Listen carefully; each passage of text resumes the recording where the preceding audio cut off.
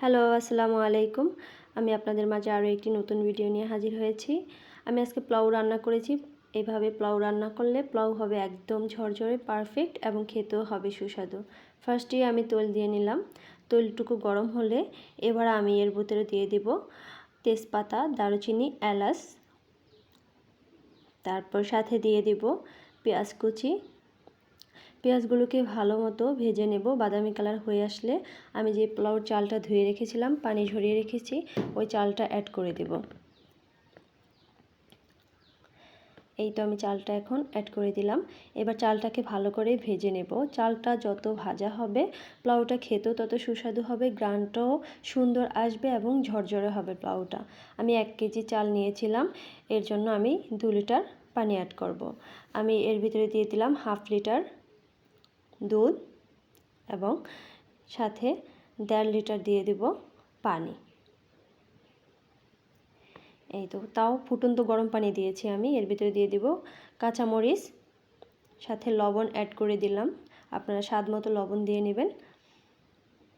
এই তো আমি এখন একটু হাই হিটে পোলাওটা যখন বলক আসবে তখন আমি আবার চুলার আঁচটা একদম মিডিয়ামে নিয়ে আসব। এবার যখন পানিটা অনেকটা টেনে আসবে আমি দিয়ে দেব কিশমিশ। তো আমার পোলাওটা প্রায় হয়ে আসছে। এবার আমি চুলাটা একদম অফ করে দেব।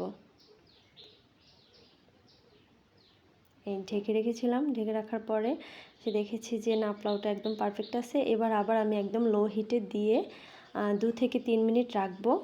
তো আমার পোলাওটা একদম পারফেক্টভাবে হয়ে গেছে। এবার এটা একটু নেড়ে চেড়ে দেবো ভালো করে, যাতে উপর নিচ সব সমানভাবে হয়ে যায়। এবার এর ভিতরে দিয়ে দেব ঘি। ঘি দিলে কিন্তু পোলাওর স্বাদ দ্বিগুণ হয়ে যায়।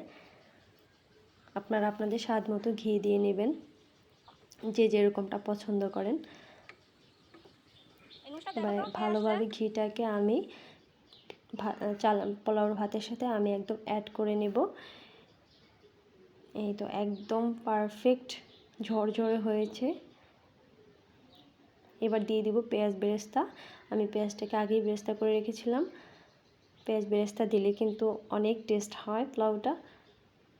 একদম পারফেক্ট ঝরঝরে পোলাও হয়ে গেছে।